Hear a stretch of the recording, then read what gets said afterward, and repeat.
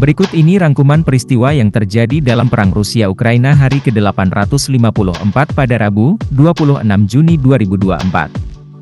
Pada Rabu, 25 Juni 2024, 90 prajurit angkatan bersenjata Ukraina dibebaskan dari penawanan Rusia. Di antara mereka yang dipulangkan ke Ukraina merupakan para pembela Mariupol, pembela pembangkit listrik tenaga nuklir, PLTN, Chernobyl, Terboronov, dan penjaga perbatasan. Perang Rusia-Ukraina hari ke-854, Presiden Ukraina, Volodymyr Zelensky membagikan kabar pembebasan 90 prajurit Ukraina melalui aplikasi Telegram. Dikutip dari Suspilne, di antaranya adalah 52 pembela Mariupol, pembela PLTN Chernobyl dan mereka yang bertempur di arah Kherson, Donetsk, Kharkiv, Zaporizhia dan Luhansk. Ini merupakan pertukaran tawanan perang yang ke-53 sejak awal invasi besar-besaran ke Federasi Rusia, kata Ombudsman Dmytro Lubinets. Totalnya, sebanyak 3.300 warga Ukraina telah dipulangkan hingga saat ini.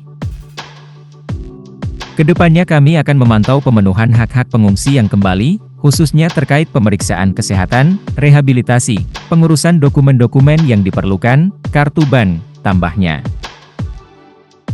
Belakangan, Markas Koordinasi Perlakuan Terhadap Tawanan Perang mengklarifikasi bahwa pada tanggal 25 Juni, mereka yang kembali adalah sebagai berikut, 32 pengawal nasional, 18 penjaga perbatasan, 17 perwakilan Angkatan Laut, 15 prajurit Angkatan Bersenjata, 8 tentara Terboronov. Uni Emirat Arab berkontribusi dalam pembebasan tentara Ukraina.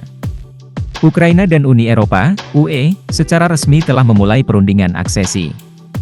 Persiapan penerimaan harus diselesaikan pada tahun 2030, kata Wakil Perdana Menteri Stefanina. Pengadilan Kriminal Internasional, ICC, mengeluarkan surat perintah penangkapan terhadap Menteri Pertahanan Sergei Shoigu dan Jenderal Valery Gerasimov. Pada Selasa, 25 Juni 2024, ICC atau juga dikenal sebagai Mahkamah Pidana Internasional menjelaskan alasan merilis surat perintah penangkapan itu.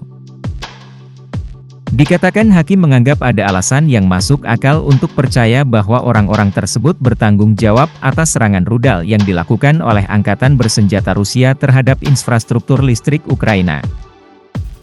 ICC menuduh Gerasimov dan Shoigu melakukan kejahatan perang dan kejahatan terhadap kemanusiaan sebagai tindakan tidak manusiawi.